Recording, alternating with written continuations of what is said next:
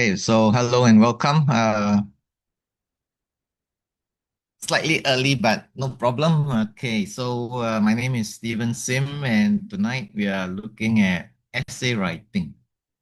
So, do you have access to your notes so you can take a look at your notes?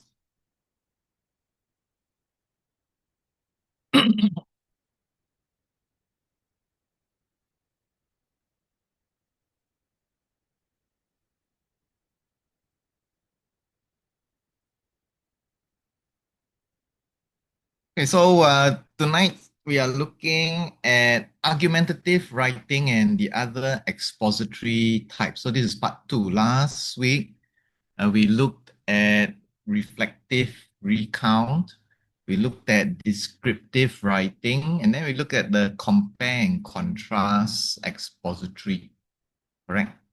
So just to have an idea of where you're at and your current abilities, this is for secondary because primary school does not have argumentative writing. So this is a secondary English webinar.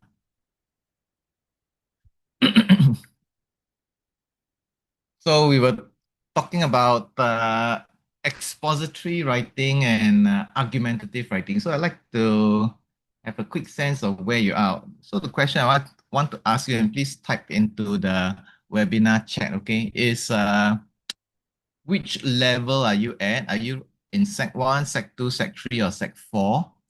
And then the other question I'd like you to think about and answer is, have you written successful argumentative essays before? Successful meaning because the score is 130, right? So if you scored something like 25, yeah, consider that to be a success. Okay, so can you give me your, and some of you are very honest, you say that, no, you've never even written an argumentative essay before. And that's very important because that lets me know how to uh, pitch, how to adjust what I'm going to share with you tonight. Okay, so quite a number of you are from secondary one, and some of you say I've only written one essay so far and not argumentative. Yeah, because and some schools have not even started doing essays. Okay, so this is as expected. Okay, so it is expected. So what I'll do is I will uh, give you an overview. The material that is here that you have in your hands or which you would have received in PDF form, which you can print out, it's meant for you to do self-study, something where you sit down and then you work through it, and then it will help you. But for those of you in Sec 1, maybe you refer to the part 1 workshop material instead. Okay, because argumentative essay is actually very difficult. It's very difficult. For your O levels, you actually have a choice. Okay. For your O levels, you actually have a choice. They give you a choice of 4 questions. And the choices are, the first question is normally your narrative or your personal recount, reflective. Okay. The second question is normally descriptive. So describe a favorite place, describe something that you possess that means a lot to you and explain why. So something like that. The third question is normally expository. So you're supposed to explain. Remember last night we said last week we said explain, right? And then the fourth question is argumentative. So for the narrative question, it's basically what your job is to say, this is what I experienced, and these are my thoughts on it. That's all. This is what I experienced, and these are my thoughts on it. And this is the easiest question. So there are 4. You choose one question to answer. So this is the easiest question. So my advice to all of you is to answer the narrative or the reflective, the personal recount. It's the easiest. Okay.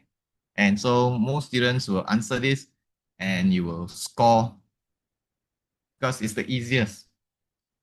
The descriptive, as we saw last week, is not so easy because you need to think about it in terms of creating a dominant impression and then also thinking about what are the phrases that you want to use. So maybe similes and metaphors. So not so easy. The expository is something which all of you will have to write, but for the other subjects. So whatever essay you write for geography, it's expository. Whatever essay you write for history, it's expository. Whatever essay you write for social studies, it's expository. So expository, last week we said it's about showing me what you know. So for expository, basically you say, okay, I have studied this chapter for geography, and when you ask me a question, okay, what are the reasons for landslides? Okay, I can tell you 1, 2, 3, 4, 5. Okay, that's it. So the expository is very useful for demonstrating the fact that you have studied and showing that you have memorized. So expository essays can only be written if you have the content knowledge. So if you don't have the content knowledge, you can't write because it's not something which you can cook up the answers on the spot. You understand? So if you don't normally think about the differences between tablets and laptops, and then during the exam, they give you a question and say, compare the advantages that laptops have compared to tablets. Okay, and that's the expository question in education, in the educational context, or when you use them to study. Okay, so where are you going to get the information from? So the information will come from you because you have experience with using PLDs in school. So you have experience, and so you have to pull that experience, that knowledge, and you have to consolidate and write about it on the spot. So that's not so easy because if you haven't thought about it, then you need to think very quickly. Within 10 minutes, you need to come up with a very good plan. Because if you don't have your plan, if you don't have your content, if you don't have general knowledge, then you don't have anything to write about. And so I have students who try to write the expository, and after 2 points, they have nothing left to say. So what happens in the third paragraph is that they repeat what they said in the previous paragraph because they are panicking. And then the fourth paragraph, they come up with an example which was related to what they said in the first paragraph. So that's a very weak essay. Because and the reason for not doing well in an expository would be because you don't have content. So if you have content in, if you have, for example, discussed this before, maybe your sister had chose a laptop, well, you chose a tablet, and then you had this discussion over dinner a couple of times because you're very unhappy about your choice of a tablet, and you can see how she can use her laptop to do her homework and research so easily. And so you're very happy, and you have all the reasons. Okay, so that is when you have content and then you organize and write. So expository depends on whether or not you can write in terms of content. What about the argumentative? So what happens, and one of you was asking whether it's primary or secondary. This is secondary school, right? So for the secondary school, they give you this. Okay, so what happens when you go to a junior college? Because I used to teach at a junior college. I was teaching at junior college for 12 years, and I was a HOD there. And I was teaching general paper. So general paper at the A levels is the equivalent of English language. So that's what they call GP. So for the GP, there is the comprehension paper, like what you do comprehension with a summary. And then there's essay writing. And in a JC, they give a wide range of questions, but it's a lot of it has to do with content. So you only write one essay, but all the essay types are argumentative.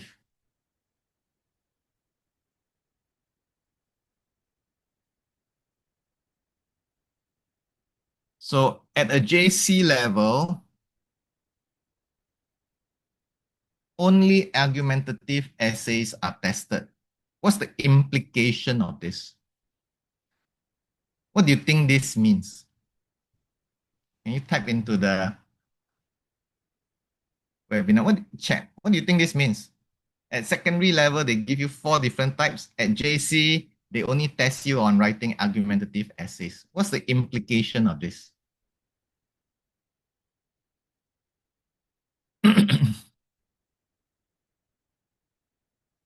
Okay. So, so some of you are saying that it's hard. It is. Argumentative essays are very difficult.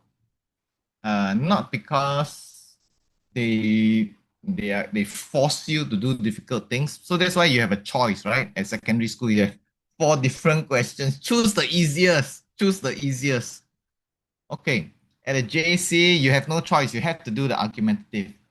And so I wanted to start this session by letting you know that some of the things which I will be explaining today, they are not easy, but it's important for you to know because what you read in a comprehension text for your non-narrative uh, uh, comprehension, most of the time it's either expository or argumentative. Okay, so most of the time at the O levels, what you are reading for your compre is actually an expository essay. Okay, so there might be some elements of argumentative, but most of the time, no. The argumentative essays are actually reserved for junior college students, but they do give this option. Okay, and for some of you who are in the IP stream, this is what you want to learn because when you get to year 6, this is what you have to write. So whatever we discuss today, bear in mind and learn these concepts because it will help you to understand how the comprehension passages are written. And then it will also help you in the way that you think and in the way that you approach your writing. Okay, so we're going to be covering some things and I will show you some examples. So this is what we have done, so far. And then the other types of expository writing, compare and contrast. We did compare and contrast last week. Okay, so how to do it, cause and effect, definition and classification. These are things which we'll incorporate into our paragraphs when we write paragraphs, okay? So, so if you are in Sec 1 and Sec 2, just make sure that you get the basics right, okay? And for the Sec 3 and Sec 4, the refinement is not so easy, but it's possible. But that's for the Sec 3 and Sec 4 students. Okay, so for Sec 1 and Sec 2 students, just get the basic structure and have an understanding of it. Okay. So expository and argumentative essays are almost the same, but slightly different. So expository is about explaining what you know. Okay, so they're saying, this is what is true. And then you just explain and say, first paragraph, second paragraph, third paragraph, fourth paragraph. Say, I know 4 things about the reasons why the emperor sent 300 maidens to Malacca to set up a port. Okay, these are the reasons. Okay, Malacca's role in trading, da, da, da, da, da. Okay, so these are the reasons. This is what is true. That's all. Argumentative is, was it a good idea? Okay, so was it a good idea to do so? Or could there have been any other alternatives which were more effective? So that is expository writing. So that would be argumentative when you have to judge and evaluate. Expository is just saying, this is the situation. Argumentative is an extra layer on top of that, where you have to explain and say, this might not have been the best situation, where you're giving your judgment, when you're giving your evaluation. Okay. So what do you need to do when you give an opinion? So for example, if you say, I think friends should be honest, then when you construct an argument, you make a claim, you provide evidence, and you give an explanation. So this tells the reader what you believe. Okay. So if you just tell the reader what you believe, the reader can ignore it. He might not, he might not agree with it. But when you construct an argument, you are showing the reader why you believe something, and the reader has to come to grips with it. He cannot just ignore it. He has to respond in some way. For example, that sounds a bit complex, right? Okay, so for example, let's say if we look at this particular statement here, okay? Social media is used by many young people. Is it debatable? No, because it's true. It's a statement of fact. It's true. No one can argue about it. Okay, so that's all. But if I compare it with this statement, social media does more harm than good. Okay, so this becomes the argumentative, the basis for an argumentative essay. Because somebody might say, no, it does more good than harm. And then you explain why you think so.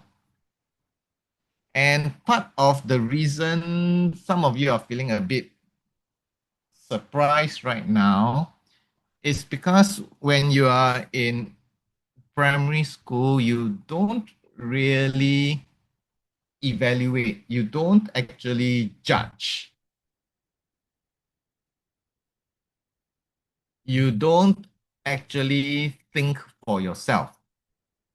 Because even right now, when I say a thoughtful person could argue the opposite and say that social media actually has more benefits uh, than or has more potential upsides in terms of how it can benefit teenagers than the harms it can do. And immediately say, how is it possible? Right? Because you have been programmed to receive a certain kind of idea, and you think that this is the model answer. And your thinking is that the model answer is perfect. It's correct. There's no other possibility. This is perfection. And if I just memorize the model answer, then I put it down and then I can get the marks. But that is for primary school. Okay, so what I need to explain to you is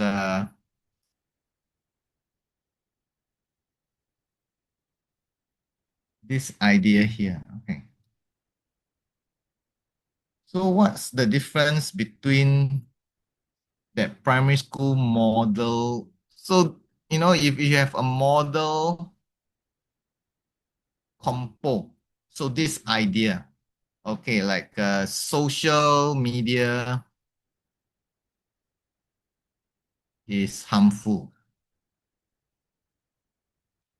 Okay, and you have this belief that it is fixed, it is harmful. Why? Okay, these are the reasons why. Tuck, tuck, tuck, tuck, tuck. This is the reason. And then you have to believe it. And if you don't believe it, then you're a bad person. At the primary school level, okay.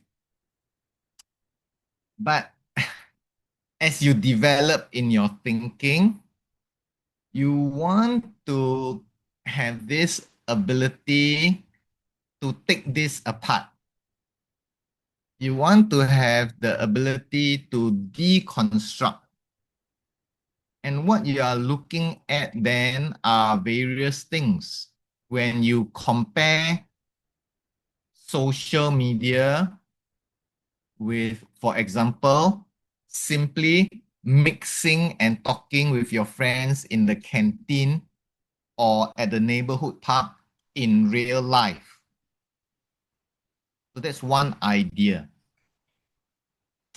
Then the other thing you might need to look at is in terms of how social media creates harm. How does it create harm? Oh, because you see many examples of people doing dangerous things on TikTok, and then you might be swayed to try to follow. So in which case, what you're doing is you're talking about cause and effect, and then you're talking about peer pressure. So cause and effect, peer pressure, correct? Whereas the first one was making friends online via social media versus socializing with your friends in real life. So now I have two different things that I have torn apart or I've isolated. What else? So we can also look at it in terms of what social media is. So in terms of the definition for a social media platform, whether it's TikTok, Instagram, Snapchat, Facebook. And so we are looking at it from the other point of view, which is that for you, social media is just fun. But for the companies that set this system up, they are doing it in order to collect information about your preferences for products, your preferences for the type of uh, things that you click like on. So they profile you. You are now 13 years old, 14 years old, and then later on, as you keep using it, because they have created this profile of you, they say, okay, I know who you are. Uh, Isan, a you are a boy, you like football, your favorite team is Manchester United, you like pets, you're afraid of spiders, etc. So they have all this information about you. And then when you're 20 something years old, they have advertisements that are targeted towards you. You see? So that is looking at the definition of social media, but looking at it from a different point of view, not just in terms of you using it, but in terms of how the company is collecting information about you in order to to shape your taste and to push certain products to you. So what we are looking at now is we are saying that this particular idea which we thought was correct can actually be broken down into bits and pieces. It can be isolated. So these ideas can be isolated. And each of these is just an idea in itself. So what happens when we write an essay? So instead of saying, I want to get high marks, and therefore I need to learn model essays. I need to memorize model essays. You realize that this doesn't work anymore because at primary school, maybe there are only 5 different kinds of stories that you learn. In a secondary school, there are so many different questions that they could be asking you. So there is no perfect fit. There is no perfect fit for your model essay. And so this model cannot work. It cannot be based on just memorizing certain words. So if you came for the webinar and say, okay, so what are the words that I can memorize in order to score marks? That's actually something that you need to throw away and dissolve it. And it's not like that. It's not about using words in order to score marks. So what is it that you actually need to do? When you write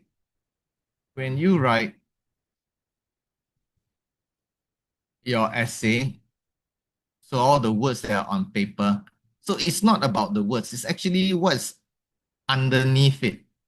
What happens at a different layer? So before you write, you need to do some thinking.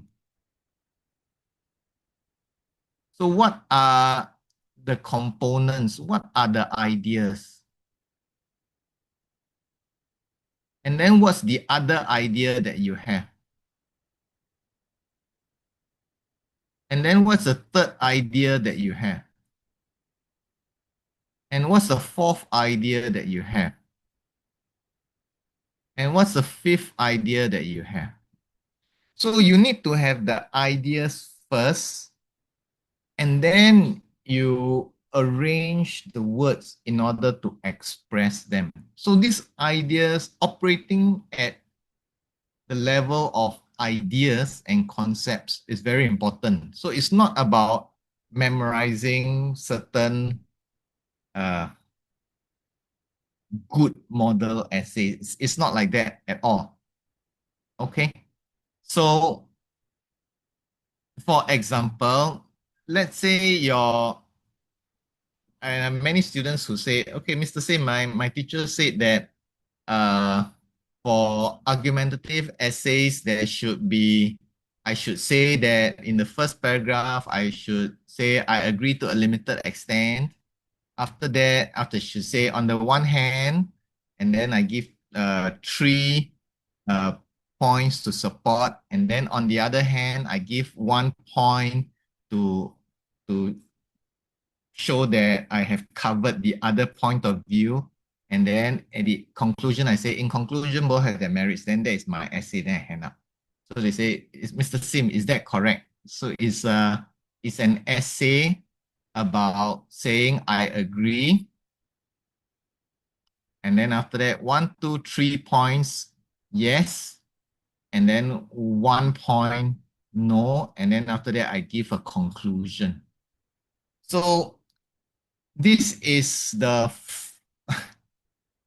so if you do it like that, then what you have is the surface level. So on the surface, it looks as if you have an essay, and it looks as if you have covered the pros and the cons. It looks as if you have dealt with both sides of it. It looks like it, okay? But it isn't actually an essay. What the examiner wants to do when they read your argumentative essay is that they want to see you dealing with difficult issues. They want to see you dealing with the details. They want to see you balancing 2 or 3 different ideas. So the 2 or 3 different ideas. I will show you what that means and what it is, what it involves.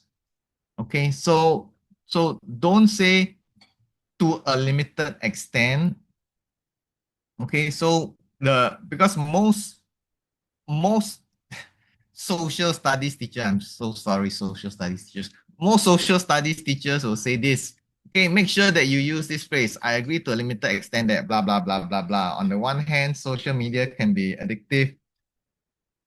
And on the other hand, it allows young people to stay connected in conclusion, blah, blah, blah.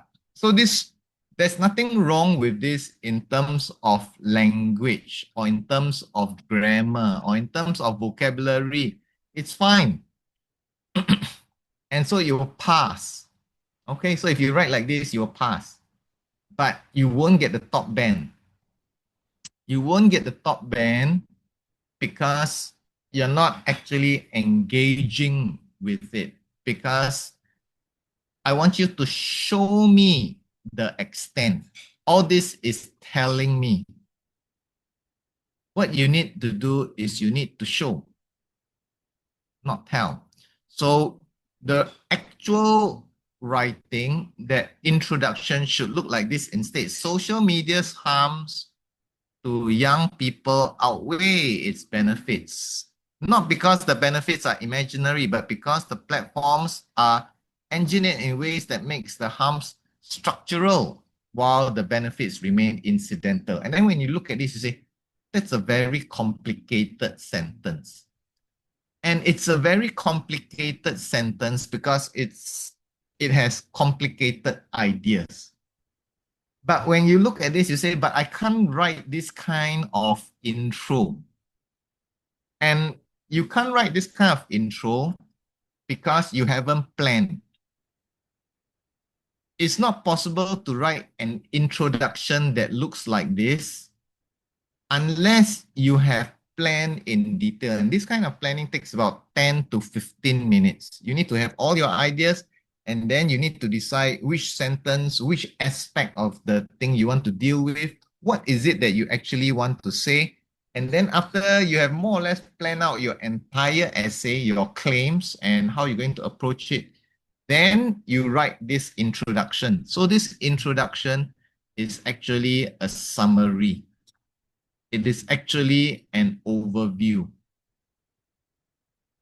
So a good introduction for an argumentative essay can only be written after you have planned your entire essay. And I know that many of you don't plan your essays because you are very used to this primary school model where, okay, you look at the three pictures, right?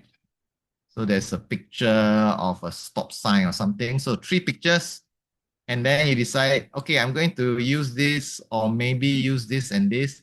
And then you are thinking, okay, out of all the model essays, model compos that I have memorized, which of this is the best fit? I said, okay, I think I can use this one.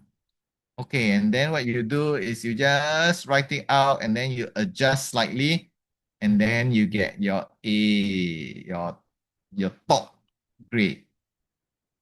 So that is the model compo way of doing things where you're just trying to dump things in, correct?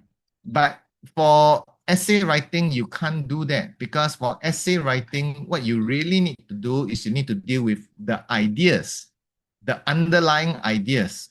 You need to deal with this. You need to deal with this. You need to deal with this. And you're dealing with it at that fundamental level first, and then you need to write out, okay, this is what I believe. When it comes to this issue, this is what I believe. When it comes to this issue, this is my take on it. When it comes to this particular aspect of it, this is what I believe. Okay, so now that I have come up with all this, I'm going to come up with an overview of what I want to say, and that becomes your introduction.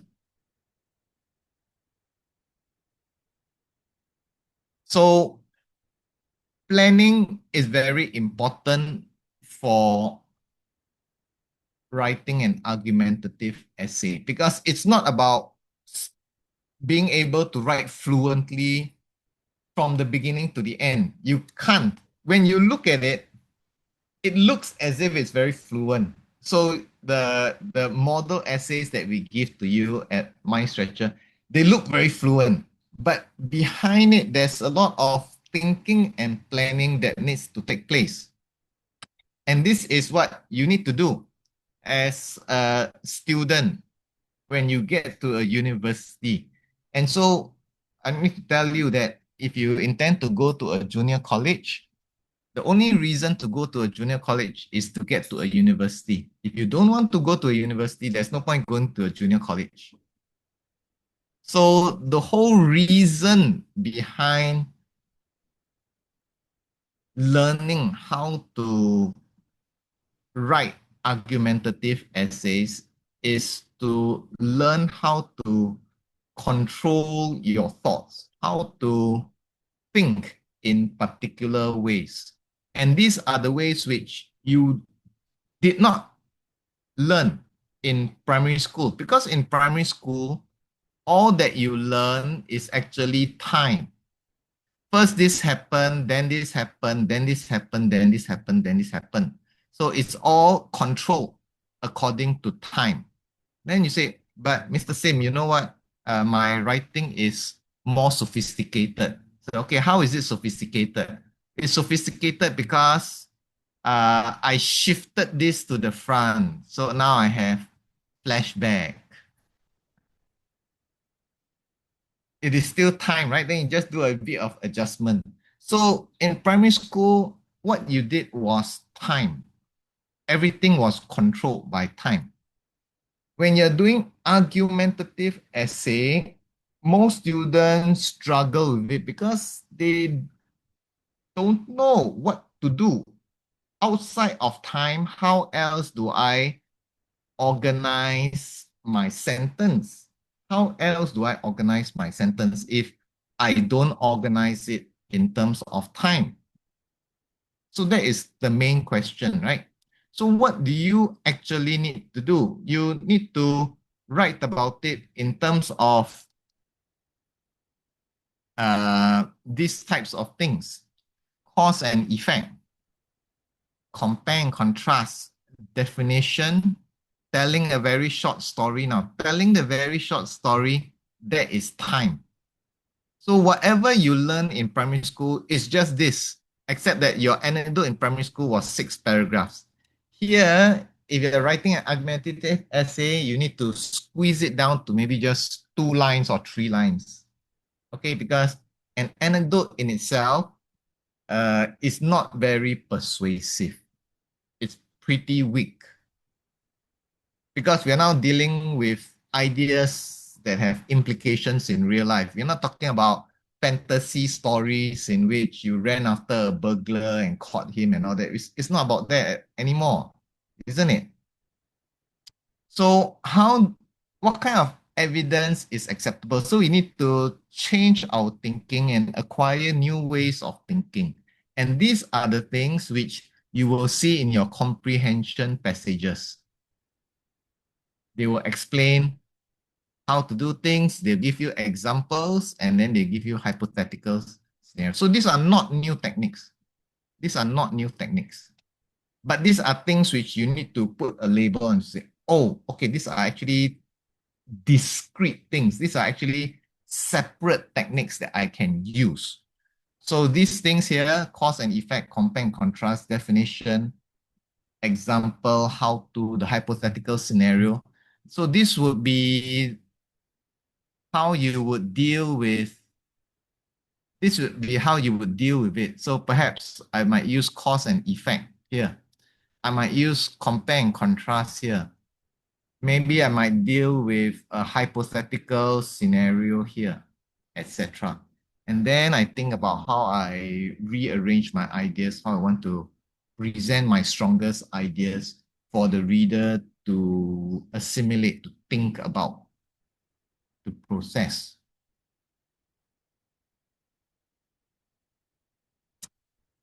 So your argumentative intro, I'm sure many of you have heard about the hook, isn't it? So you know, oh, you must hook the reader. But now you're not hooking the reader with an explosion or an emotion such as fear or something, right? Now you're going to hook the reader with a surprising fact, perhaps, because you know something. If you don't know something, you cannot write the argumentative essay, because the argumentative essay is about, it's based on knowledge, and then after that there's evaluation. It's not just about arguing in order to show that you are good at talking.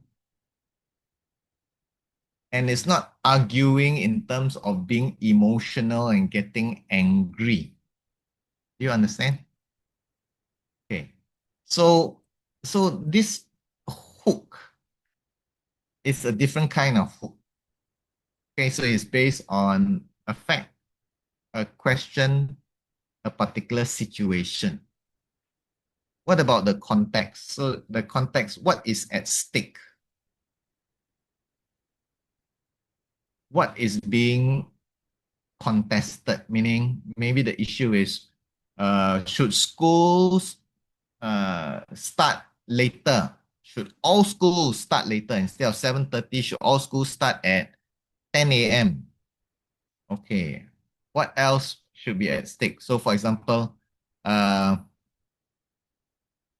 you could have things like are uniforms really necessary? Okay, so what is the actual situation? So you need to deal with it. There needs to be facts, and then you need to give your judgment to persuade the other person. And then you need to give your position. So hook, context, and then give your position. So what is it that you believe?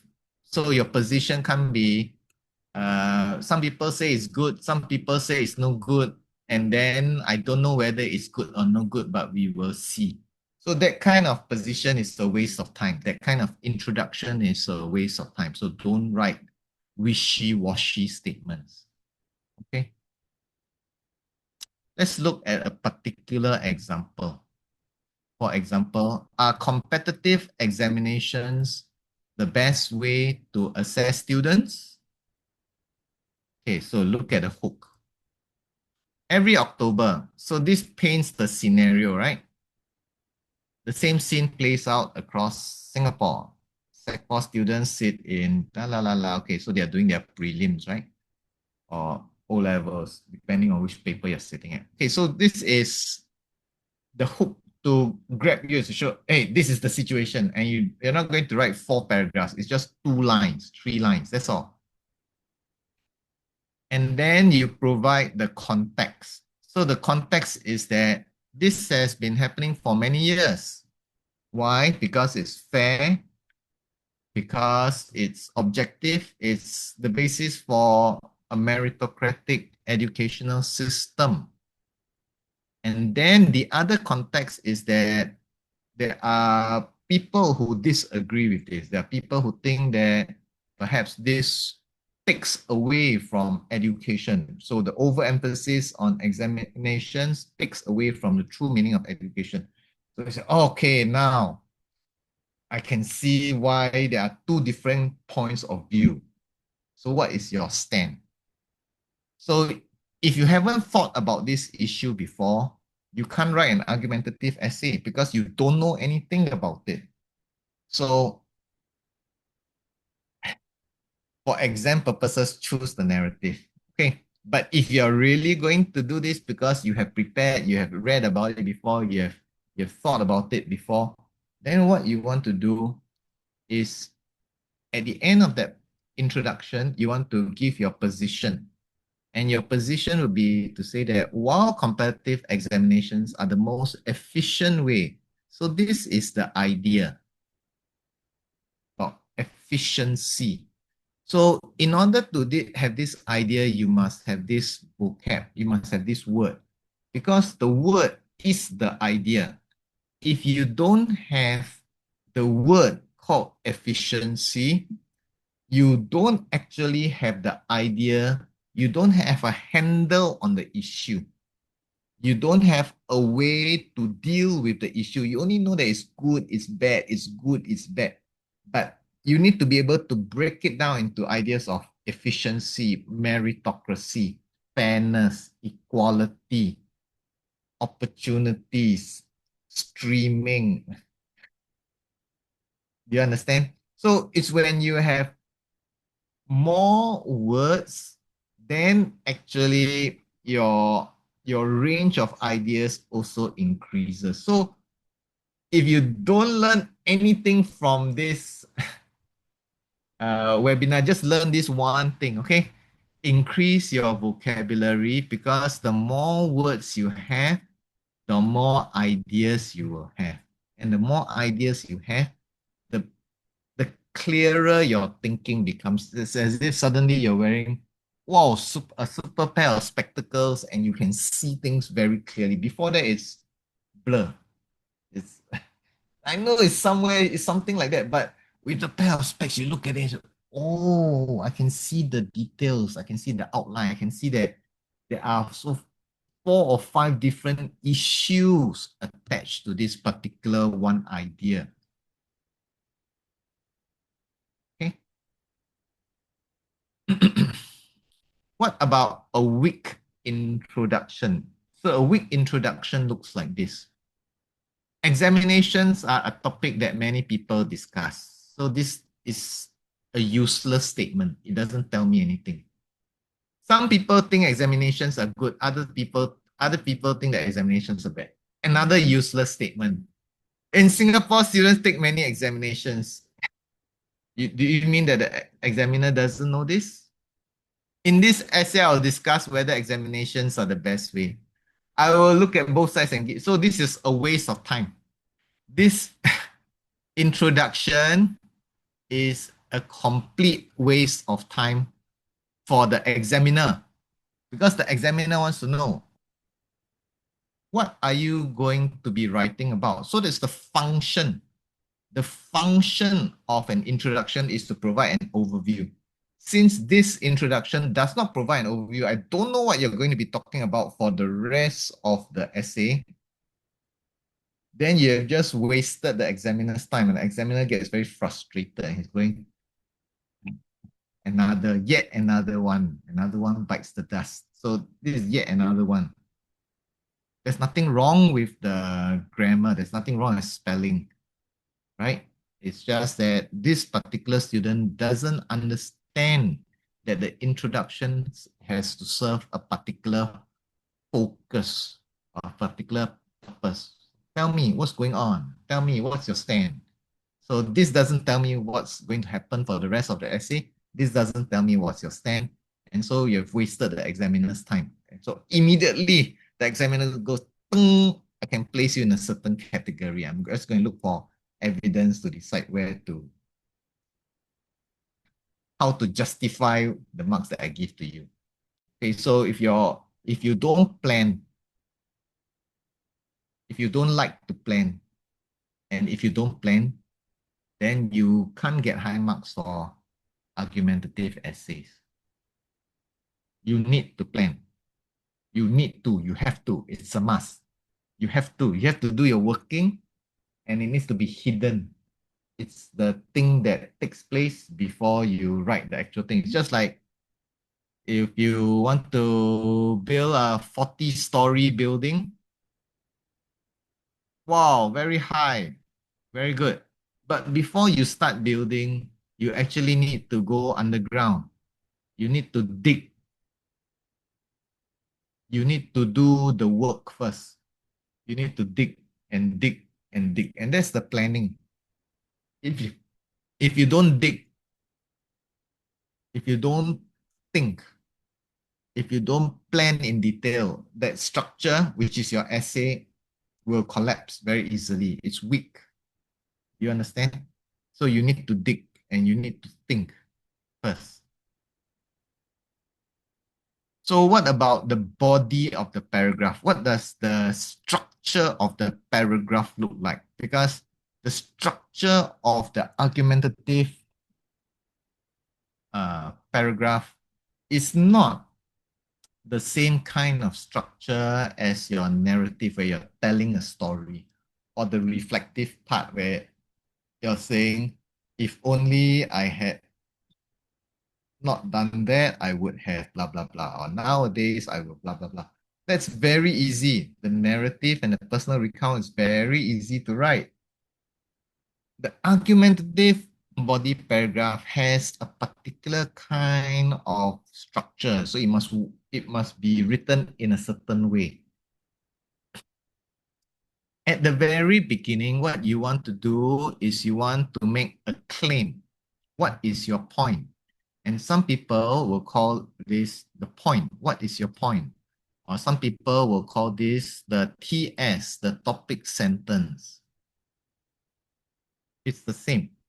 Basically, you need to have a point. Every paragraph must have a point.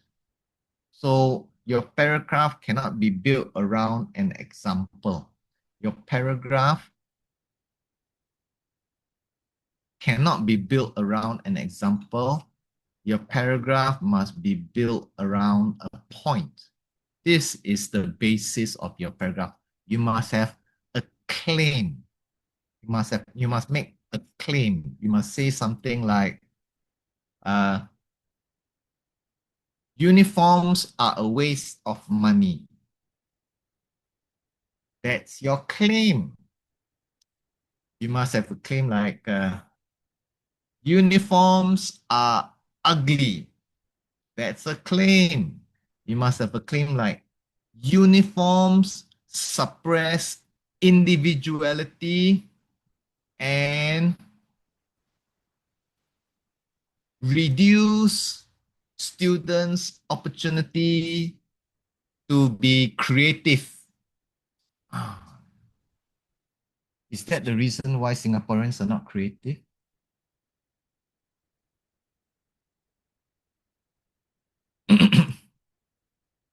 Maybe your point, your claim is uniforms are a way to build discipline, to inculcate discipline.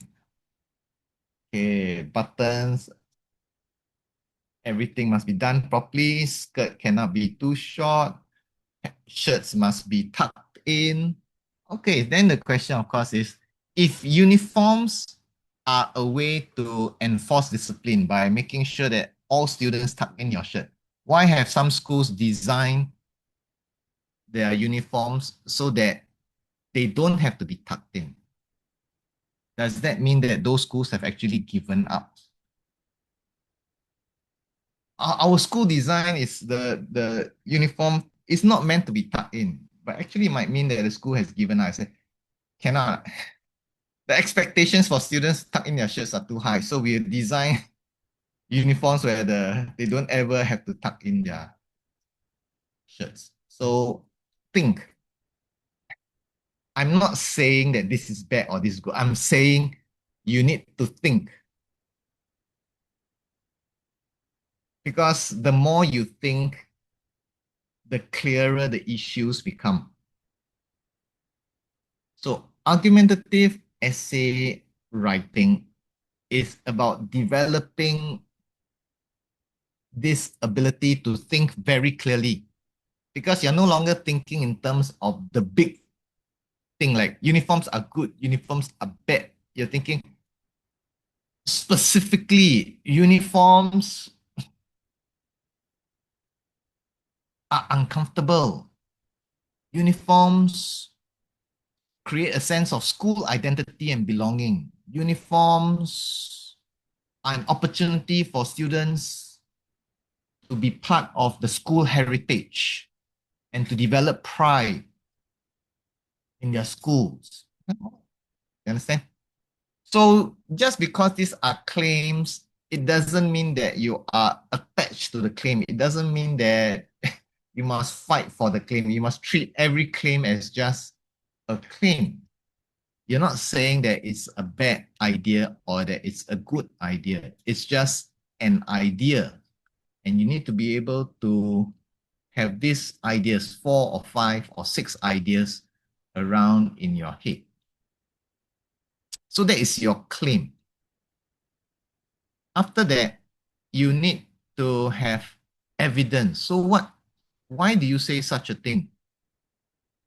Some of you put up your hands, just type into the webinar chat, okay? If you want to ask me some things and I'll take a look at it from time to time. So what is the evidence that makes you say such a thing? How do you convince the reader that it is true? And then what's the explanation? So instead of point, example, elaboration, and then link.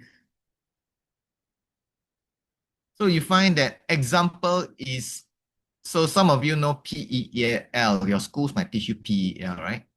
So point is still the point.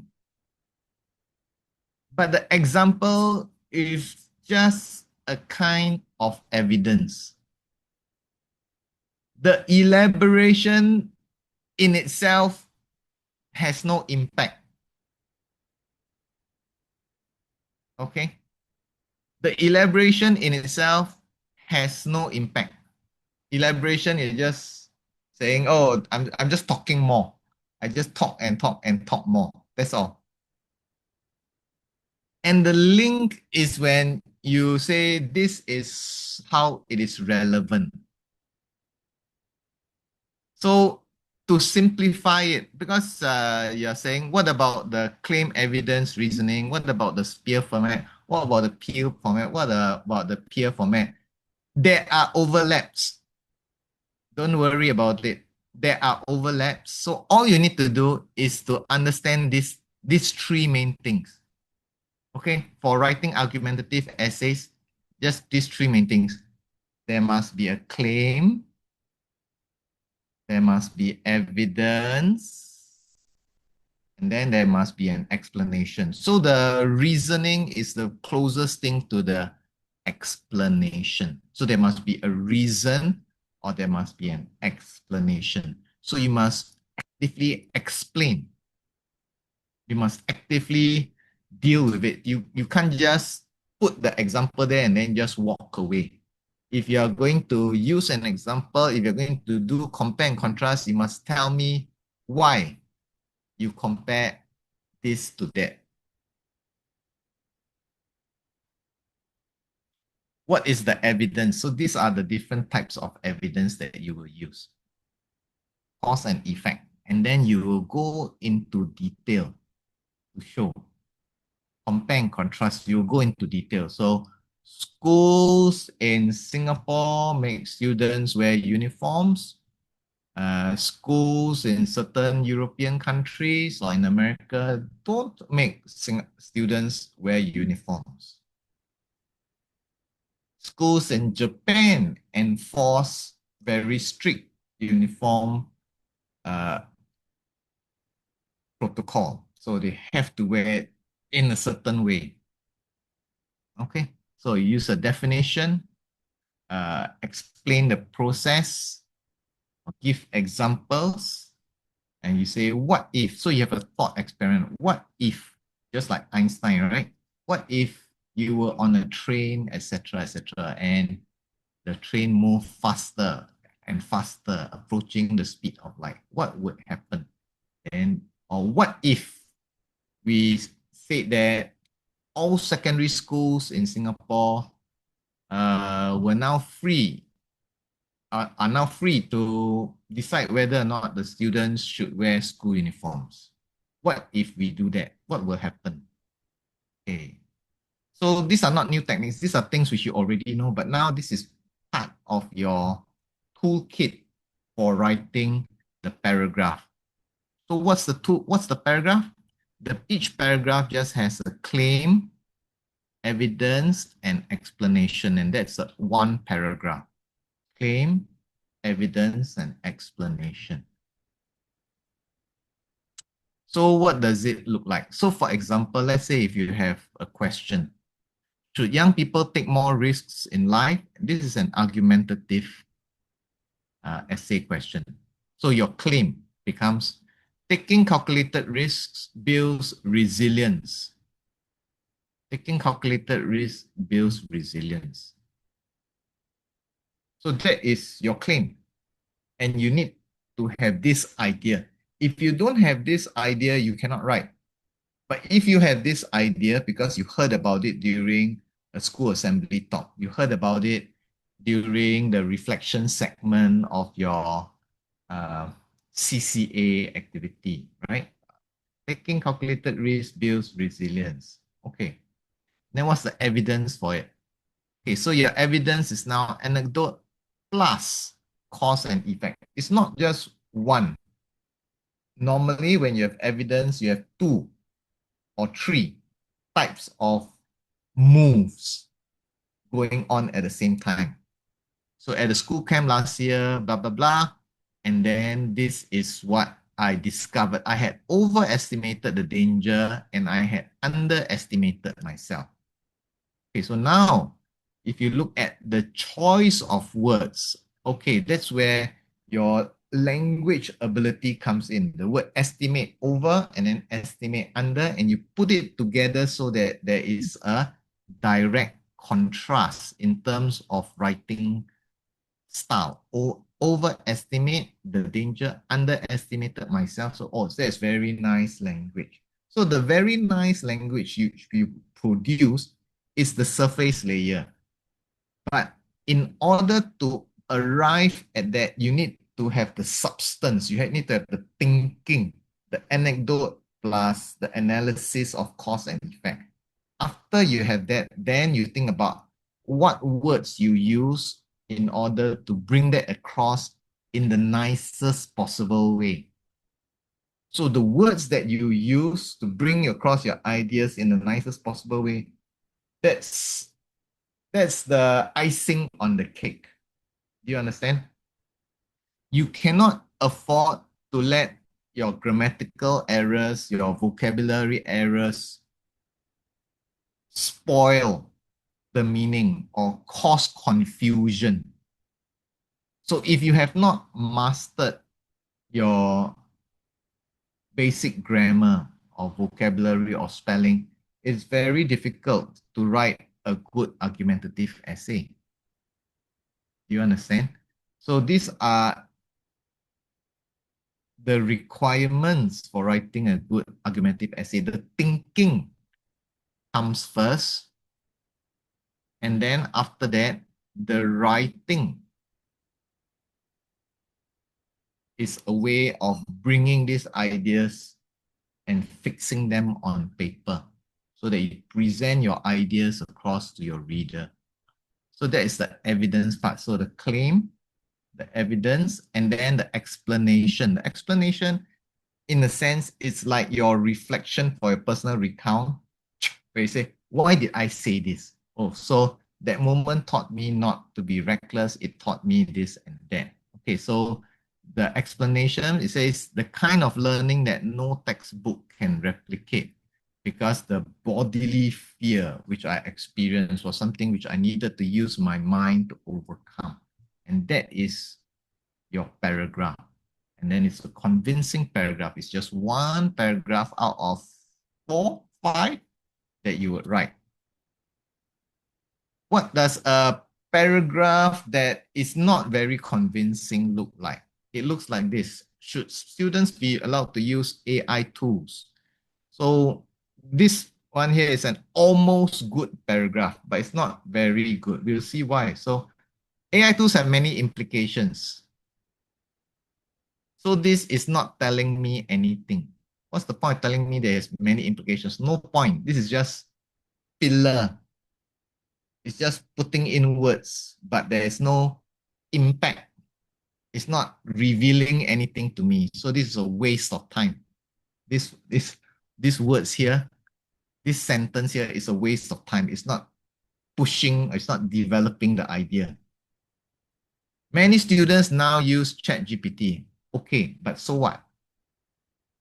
In a recent class project, my friend used an AI tool. He showed me the output. It was very polished. So what you're saying is that it is actually positive. He said that AI was useful. It saved him a lot of time. So this is positive. Although AI tools can help students learn faster, they can also make students lazy and dependent. So this is negative. In conclusion, AI tools have both advantages and disadvantages, and students should use them carefully. So this is very superficial. This is what you call very superficial writing. It seems as if it covers the plus and the minus, the positive and negative, but it's superficial because it doesn't deal with the issue in depth. So the argumentative essay requires you to go in depth.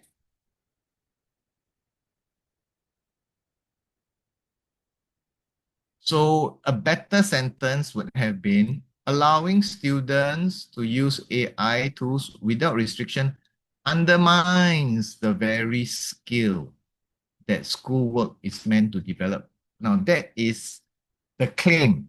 Now this is the real claim. Not AI has many implications. No, but that using it, allowing students to use AI without restriction does not allow students to build up certain skills. That is the real claim. So it takes quite a lot of effort to think and to craft the claim. To craft the claim so that it is something which has meat in it, meat behind it, rather than an empty, this one is empty statement like this. It takes effort. And that's why, although I said 10 minutes to do planning, 10 minutes for initial planning, in reality, it takes about 15 to 20 minutes. If you are doing a very good argumentative essay, you actually spend 15 to 20 minutes because you spend time crafting your claim statements. And to craft a claim statement takes about 2 minutes because you say, should I phrase it like this? Should I phrase it like that? And the real struggle takes place there. Before you write the very first word of your essay, you are already working very hard with trying to craft or create the proper claim. Because if you have a very good claim like this, that is 80% of the work. If you don't think and you just want to write words, then you will write a lot of words and the words will have almost no impact.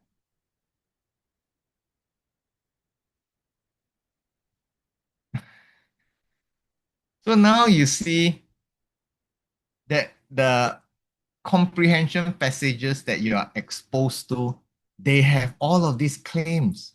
So now, if you're wondering, how can I ever craft good claims? Pay attention to your comprehension passages. Okay? Every comprehension passage, the ones which are non-narrative, every non-narrative comprehension passage will have a finely crafted claim. So observe and then highlight the claim and then look at it and say, oh, so that's an example of how I can write a good claim. Okay. And why is sentence number 2 not good? Because it's telling me this and it's a fact. And then so what? So what if they now use ChatGPT to have their assignment? So what? What is being implied? You need to tell me. Because if you don't tell me, then you're saying, oh, examiner, you're so smart. I just tell you this to let you know that I know, and then you give me marks because you work out the implications for yourself. The examiner doesn't give marks like that. For essay writing, you need to tell me the so what, right? So what you want to do is that you want to be very careful with your writing.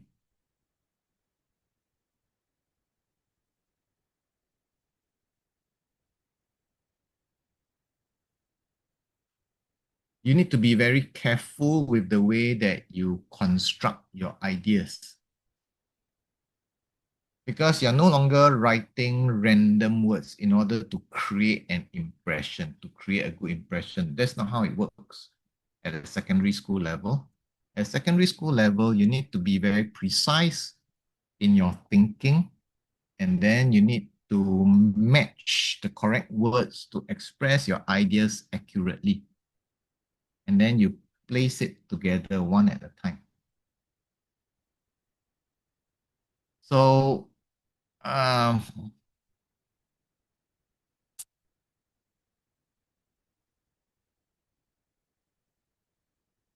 okay, how about we do a short exercise, okay? Very short exercise.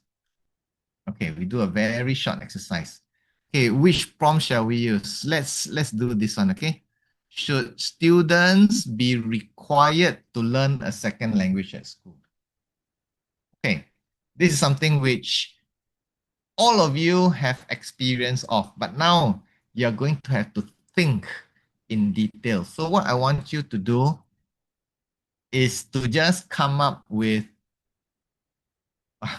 a claim. Okay, just come up with a claim. So your job is to come up with the claim. Should be quite easy. I'm sure all of you know the reasons. Okay, once you come up with a claim, just type into the webinar chat. Just come up with a claim. What does a good claim look like?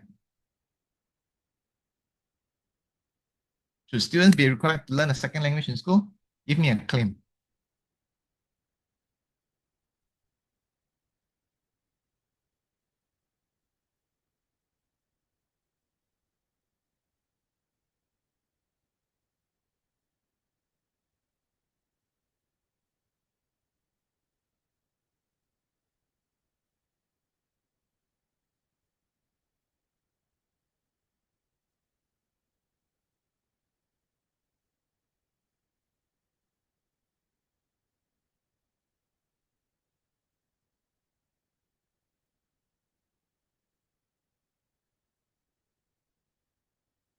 Okay, I have a few people who have started to answer.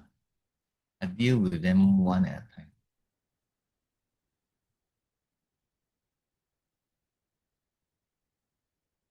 Okay, this is not the claim. In your claim, you don't say yes. Okay? In your claim, you will not say yes. Your claim will go, students need to learn a second language as they have a mother tongue. Now, when you look at this thing here, this word here actually means because. But second language, they need to learn second language because they have a mother tongue. The cause and effect doesn't seem to fit because your mother tongue in schools is your second language. So the reason given here is wrong. It's circular. I need to drink water because water is H2O. Water is H2O. Mother tongue is the second language. So it's wrong. Do you understand? So logically speaking, that is wrong. So this is wrong use of cause and effect. Okay. Okay. Somebody else say,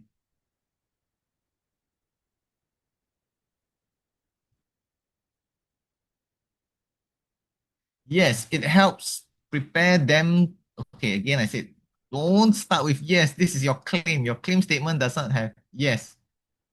You will just go, it helps prepare students to be able to converse and understand people, to converse with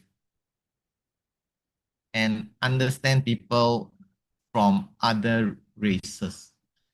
Your second language enables you to converse with people from other races.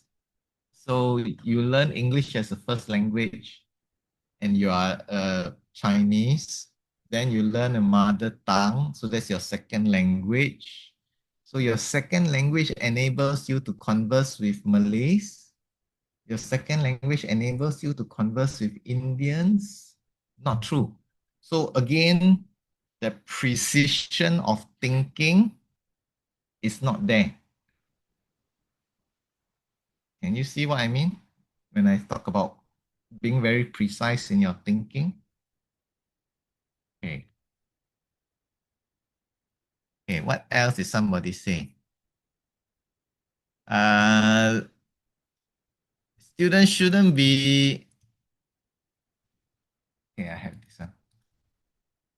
Should not be required to learn a second language in school due to the limits of time and memory. Okay, now this is good.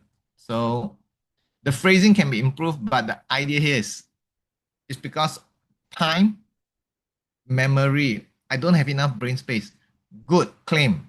There's stuff here that we can deal with, and then he'll need to provide evidence and explain. So this is a good claim.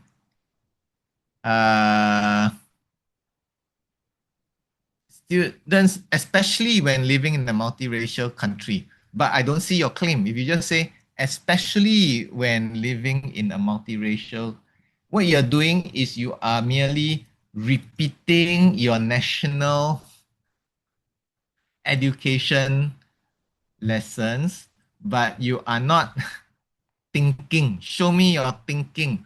What specifically are you saying? If you say, especially when living in a multiracial country like Singapore, what is your claim? Students need to learn a second language to learn to speak to others. This is too vague.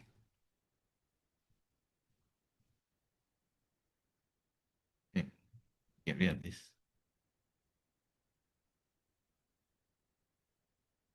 Students need to learn a second language to speak to others. This is too vague. If I speak in English, I can speak to others. So why do I need to learn a second language to speak to others? Do you understand what I mean now when I say that your claim needs to be carefully constructed?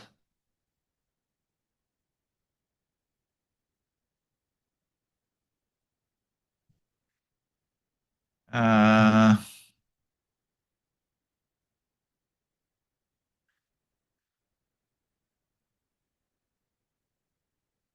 okay, let's take a look at this one.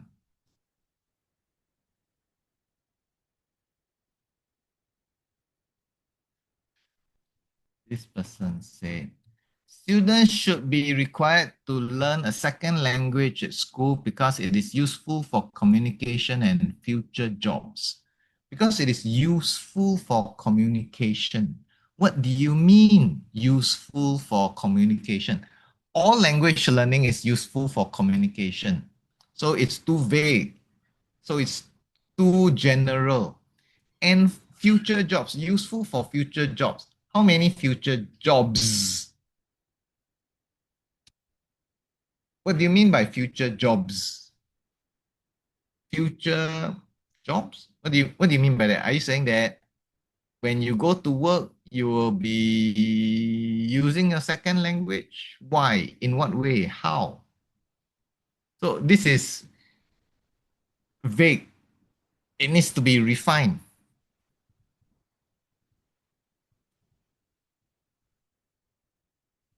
Learning a second language, okay,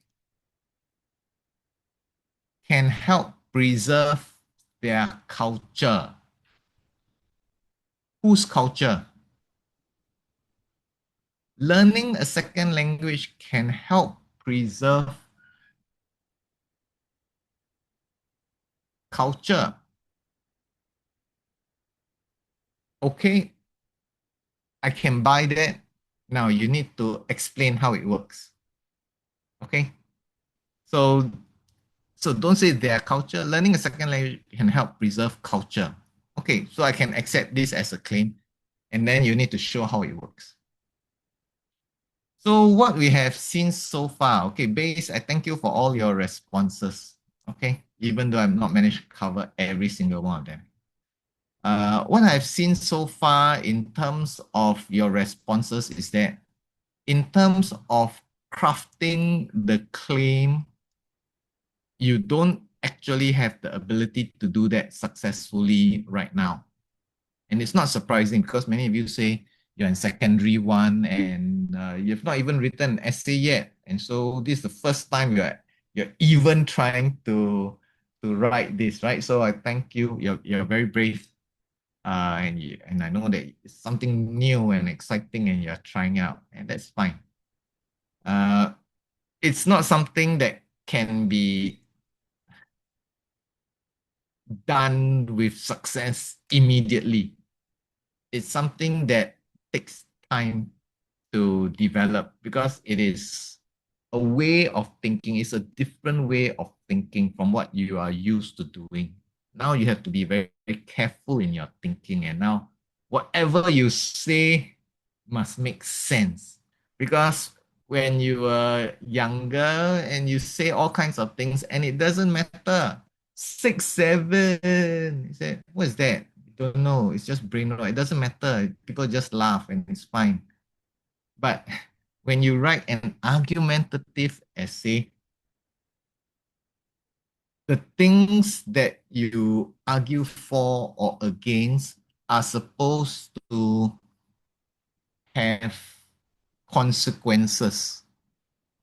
You know what I mean by consequences? There will be effects.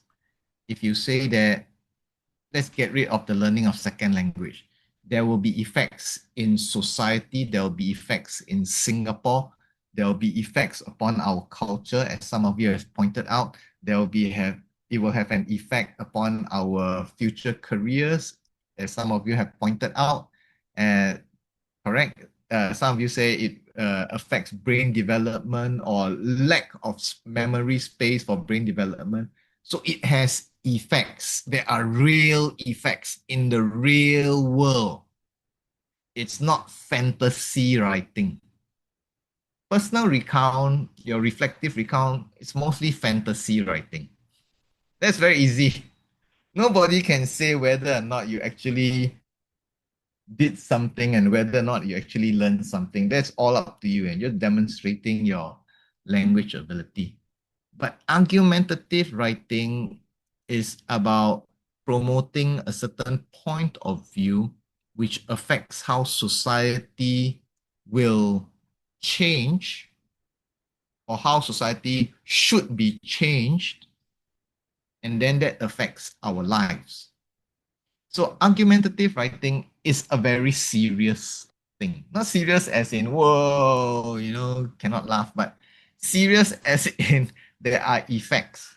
And so what you're doing, my students, is you are learning the fundamentals of engaging with society, because the arguments that you create are the ones that persuade other people to change their minds, to change their behavior, to change how Singapore is organized, to change how Singapore should be run, to change how Singapore should spend its money, to change how schools should spend their time, how students should change their time, how students should be spending their time, how parents should be taking care of their children. So when you write an argumentative essay, it is a very powerful thing. And so you need to be able to do it very logically and clearly. So this is just an overview. And one of you says, so being able to argue is like being in parliament. Yes, exactly that. So exactly, meaning whatever you say, if you are a member of the parliament and you're a member of the government, it cannot just be saying things for fun. It must be properly reasoned with evidence, with the implications thought through. And that's why argumentative writing is very important if you are interested in such things.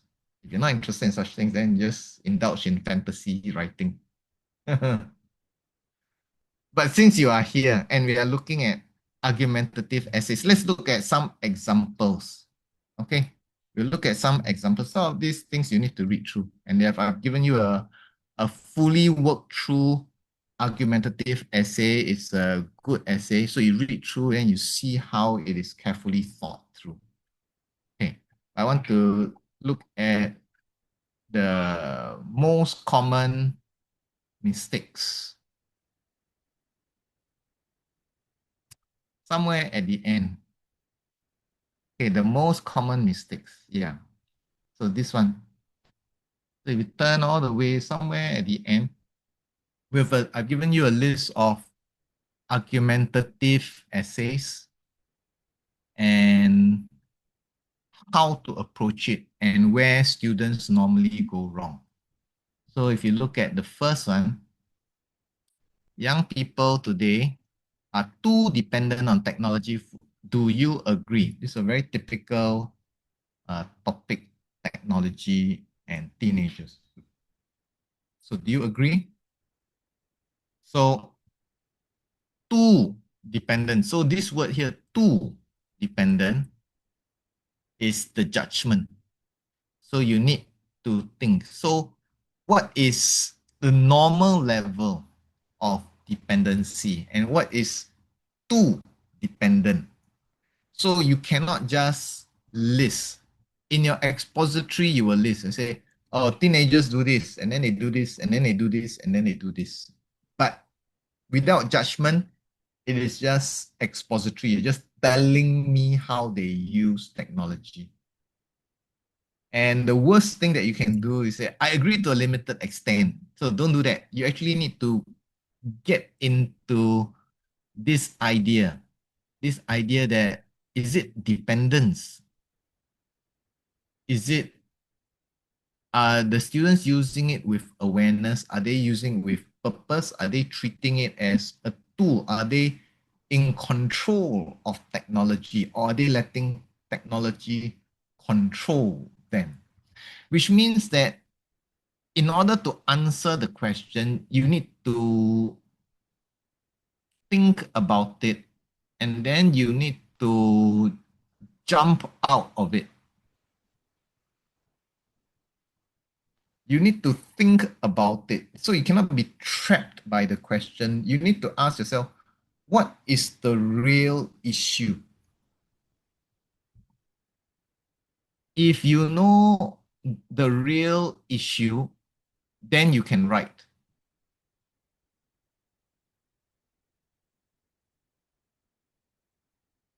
For example, let's say we look at question 2. Examinations are the fairest way to assess students. Discuss. Fairest way to assess students. So what is assessment for? To judge whether or not they have developed the skills, right? Okay. And is it the fairest way? So so it's not about effectiveness and it's not accuracy, it's about whether it is fair.